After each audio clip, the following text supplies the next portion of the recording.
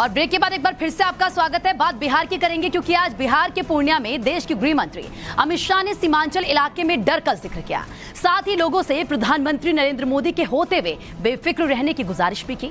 लेकिन सवाल यह है कि क्या सचमुच सीमांचल में डर का माहौल है? क्या इस डर की वजह से आबादी के अनुपात में 360 डिग्री तब्दीली है? क्या वाकई बांग्लादेशी घुसपैठियों की वजह से सीमांचल के हिंदू पलायन को मजबूर हैं? इन सारे सवालों की पड़ताल सीधे सीमांचल के किशनगंज से हमारी इस एक्सक्लूसिव ग्राउंड रिपोर्ट में देखिए आप।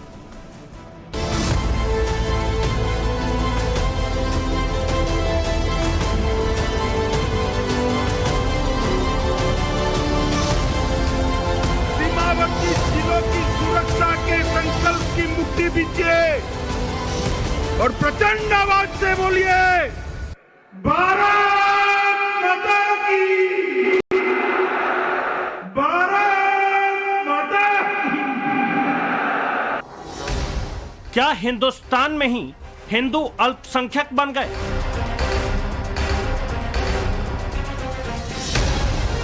बॉर्डर पर बेशुमार मीट फैक्ट्री साजिश कितनी बड़ी?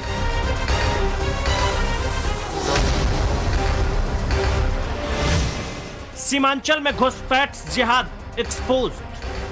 आज सीमावर्ती जिलों में एक आशंका बनी हुई है। मैं सभी को कहने आया हूं, कोई डरिएगा नहीं। लालू नीतीश की जोड़ी भले आ गई, ऊपर नरेंद्र मोदी की सरकार है, किसी की हिम्मत नहीं है सीमावर्ती जिलों में मनमानी करने की। बिहार के पूर्णिया में देश के गृह मंत्री की जुबान से निकली ये बातें बेहद गंभीर है। पूर्णिया यानी सीमांचल का वो इलाका जहां देश के बहुसंख्यक हिंदुओं की आबादी में लगातार कमी और बांग्लादेशी घुसपैठियों के जरिए मुस्लिम आबादी में आसमानी इजाफे के दावे किए जाते हैं। अगर 1951 के बाद से अगर देखेंगे तो देश में लगभग 4.5% मुस्लिम आबादी बढ़ी है, लेकिन किशनगंज के अंदर 13.5% बढ़ी है। 61 के बाद भी अगर आप लेते हैं तो अब यहाँ देखिए 61 से लेकर के और 2011 तक राष्ट्रीय स्तर पर जो मुस्लिम जनसंख्या बढ़ी है 3.52 3.5%। लेकिन किशनगंज जहाँ मुस्लिम जो ये था ये बढ़ गई 14.19। अच्छा, ये 52% था। हाँ 52% था, अब हो गया 38.24% यहाँ पर हिंदू। हाँ, और मुसलमान हाँ मुसलमान 46.37 थे, बढ़ के हो गए 60.56। सीनियर नेता और सीमांचल पर शोध करने वाले हरेंद्र प्रताप के ये दावे अगर सही हैं, तो फिर गृह मंत्री अमित शाह की आशंका सिर्फ बिहार को ही नहीं बल्कि पूरे देश को अलर्ट करने वाली है। सीमावर्ती जिलों के 4 जिलों के मेरे भाइयों बहनों को ये जरूर कहने आया हूं कि जब लालू जी सरकार में जुड़ गए हैं और नीतीश जी लालू की गोदी में बैठे हैं, तब हाँ जो डर का माहौल खड़ा हुआ है, मैं आपको कहने आया हूं, ये सीमावर्ती जिले हिंदुस्तान का हिस्सा है, किसी को डरने की जरूरत नहीं है। नरेंद्र मोदी सरकार है, यहां पर किसी को डरने की जरूरत नहीं है। क्या वाकई सीमांचल में डर का माहौल है? क्या सचमुच दहशत की वजह विदेशी घुसपैठियों के जरिए आबादी के अनुपात में तब्दीली का खतरनाक प्लान है? इसकी जमीनी पड़ताल आपको सीमांचल के किशनगंज से ही दिखाएंगे, लेकिन सबसे पहले आप समझिए कि सीमांचल है कहां। पूर्णिया, अररिया, किशनगंज और कटिहार, यही वो 4 जिले हैं जिसे सीमांचल कहा जाता है, जहां बड़ी तादाद में बांग्लादेशी मुसलमानों के घुसपैठ के दावे किए जाते हैं। सीमांचल के बड़े जानकार हरेंद्र प्रताप के मुताबिक बांग्लादेश के बिल्कुल करीब किशनगंज में जो बहुसंख्यक थे वो अब अल्पसंख्यक हो चुके हैं, और जो पहले अल्पसंख्यक थे वो आज बहुसंख्यक हो चुके हैं, जो एक गहरी और बड़ी साजिश का नतीजा है। जो किशनगंज है यहीं से पूरे 8 राज्य भारत के जुड़े हुए हैं, चाहे सिक्किम हो, आसाम हो, अरुणाचल हो, नागालैंड हो, मणिपुर हो, त्रिपुरा हो, मिजोरम, मेघालय। चिकन नेक जो बोलते हैं, उसको चिकन नेक कहते हैं। वहाँ से बांग्लादेश मात्र 22-25 किलोमीटर की दूरी पर है। इसी को शरजील इमाम ने कहा था कि हम काट देंगे, जिसके कारण वो जेल में बंद है। सीमांचल के इलाकों में बांग्लादेशी घुसपैठ का मुद्दा नया नहीं है। इसे लेकर बहस बहुत पुरानी है। घुसपैठिए कितने हैं ये बताना मुश्किल है, लेकिन सीमांचल के 4 जिलों में मुसलमान और हिंदू आबादी का अनुपात कितना है ये जानना बहुत आसान है। 2011 की जनगणना के मुताबिक किशनगंज में मुस्लिम 67.98% हैं, तो हिंदू सिर्फ 31.43%। कटिहार में मुस्लिम 44.47% हैं, तो हिंदू 54.85%। पूर्णिया में मुस्लिम 38.46% हैं, तो हिंदू 60.94%। जबकि अररिया में मुस्लिम 42.95% हैं, तो हिंदू 56.68%। ये आंकड़े 11 साल पहले के हैं। जाहिर है इसमें भी तब्दीली आ चुकी होगी, लेकिन क्या वाकई सीमांचल की हालात इतनी बद से बदतर हो चुकी है कि वहां के हिंदू खौफजदा हैं? कश्मीर से भी भयानक स्थिति आज पूर्णिया कटिहार में आप जाके दौरा देखिए, वहाँ का हिंदू भयभीत है, डरा हुआ है। उसकी कब इज्जत लूटी जाएगी ये कहना मुश्किल है। अररिया के भरगामा में एक 6 साल की, जिसको फांसी की सजा सुनाई, अभी वो मामला अटका चल रहा है, 6 साल की बच्ची को और रेप किया है, और वो भयानक क्रिमिनल है, उसको पुलिस पकड़ने की भी हिम्मत नहीं कर रही थी। ऐसी अनेकों घटनाएं घट रही हैं। इसकी पड़ताल के लिए टाइम्स नाउ नवभारत की टीम किशनगंज पहुंची, जहां सीमावर्ती इलाके में पहुंचते ही एक ऐसे शख्स से मुलाकात हुई जो बांग्लादेशी घुसपैठियों के टेरर से बीते 6 महीने से डर के साए में जीने को मजबूर है। किशनगंज के बहुत से ऐसे इलाके हैं जहां पर जो बांग्लादेशी घुसपैठिए हैं वो वहां पर जमीन कब्जा कर रहे हैं लगातार, और वहां पर अपनी जो जनसंख्या है वो बढ़ा रहे हैं। हमारे साथ देखिए एक शख्स ऐसे ही मौजूद है, यहाँ पर किशनगंज में हैं। उनका ज़मीन जो है वो कब्जा किया गया। हम सीधे उन्हीं से बात करते हैं। ये क्या कागज़ है, आप लोगों के साथ क्या हुआ है? मेरे साथ मेरे पिताजी के द्वारा मेरे मम्मी के नाम पे और रजनीश कुमार भगत के नाम पे और बिंदा देवी के नाम पे 3 एकड़ ज़मीन मेरे पिताजी के द्वारा रजिस्ट्री करके दिया गया है, जिसका केवाला मेरे पास है।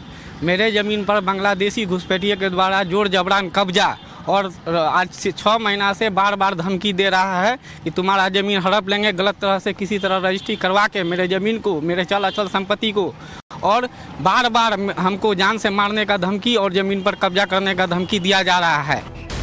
किसी को जमीन पर कब्जे की धमकी मिल रही है तो कई लोगों का दावा यहाँ तक है कि उनकी जमीन पर बांग्लादेशी घुसपैठियों ने कब्जा भी कर लिया। बांग्लादेशी घुसपैठ कैसे सीमांचल के इलाके में हो रहा है, इसकी एक और तस्वीर हम आपको दिखाते हैं। हम किशनगंज के टप्पू इलाके में हैं और यहाँ पर हमें जानकारी मिली कि एक गांव है जहाँ पर जिनके ज़मीनों पर जो बांग्लादेशी घुसपैठिए हैं उन्होंने कब्जा किया हुआ है, किस तरह से उनके ज़मीन को कब्जा कर रही है। तमाम लोग इसी गांव के हैं। एक बार इन लोगों से सीधे हम बात करते हैं और पूछते हैं कि आखिर क्या कुछ हुआ था। ये बताइए कि आप जो ज़मीन की बात कर रहे हैं क्या हुआ था? मैंने यहाँ सर मैंने हम लोग मैंने जो है उसमें जो है जोताबाद करते आ रहे थे, उसमें जोर ज़बरदस्ती घर बना लिया। हाँ, और जनानी लोग, हम लोग घर में नहीं थे, जनानी लोगों को मार पीट करके मैंने झोला में कसने का मैंने शुरू किया था। कब से आप लोग वहाँ पे जो खेती करते थे? 1952-56 का मैंने जो है मैंने हम लोगों का पास कागज है। ये जो आपका जमींदारी वाला कागज भी है? जमींदारी वाला कागज भी है। अच्छा। ये हम लोगों के पास रसीद भी है, जो जमीन बैठाया था जमीन का उसका कागज भी है, उसका मैंने उसका रसीद भी है हम लोगों के पास। तो ये कौन लोग हैं, कौन लोग हैं? ये रफीक मरंडी, रफीक भटिया सरताबादी। ये लोग कहाँ से आए हैं? ये वो बांग्लादेशी है सर।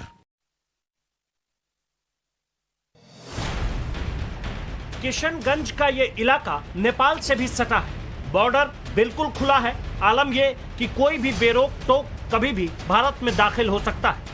बिहार के सीमांचल के जिले किशनगंज, अररिया, इस तरह के जो जिले हैं उसमें जिस तरह से डेमोग्राफिक चेंज हुआ है, जिस तरह से यहाँ पर जो मुस्लिम पॉपुलेशन है वो लगातार इस पूरे इलाके में बढ़ रहा है, उसकी पड़ताल करने हम पहुँचे हैं किशनगंज के। ये जो आप देख रहे हैं ये किशनगंज का दिघल बैंक का इलाका है और ये नेपाल से सटा हुआ ये बॉर्डर है। ये जो आप देख रहे हैं, कुछ लोग उधर से आप देख रहे हैं आ रहे हैं साइकिल से, ये नेपाल से इधर आ रहे हैं ये लोग, और ये ओपन बॉर्डर है। यहाँ पर किसी भी तरह की कोई बैरिकेटिंग नहीं है, ना कोई यहाँ पर मौजूद है अभी फ़िलहाल जो कि जांच पड़ताल भी करे। ये जो नेपाल आते जाते हैं तो कोई जांच पड़ताल यहाँ होती है? नहीं, कोई जांच पड़ताल नहीं होती है, बस रोक टोक करते हैं। किसी को संदेह अगर मिलते हैं कि इनके पास कोई सामान उमान है कि नहीं, बाकी ऐसे तो जान पहचान ही है, इन टाइम आना जाना मिलना 24 घंटे यहाँ रहते हैं? जी हाँ, 24 घंटे रहते हैं। अच्छा, जी। तो शाम 6 बजे के बाद क्या बंद हो जाता? शाम 6 बजने के बाद ये लोग चले जाते हैं, फिर दूसरे आते हैं। 1 घंटा के गैपिंग रहते हैं बीच में, कभी आधा घंटा, कभी 1 घंटा। जी जी, ये लोग यहाँ से निकलते हैं, वो लोग वहाँ से निकलते हैं, इस बीच में बॉर्डर खाली रहता है। सीमांचल में बांग्लादेशी घुसपैठियों का मुद्दा बहुत पुराना है।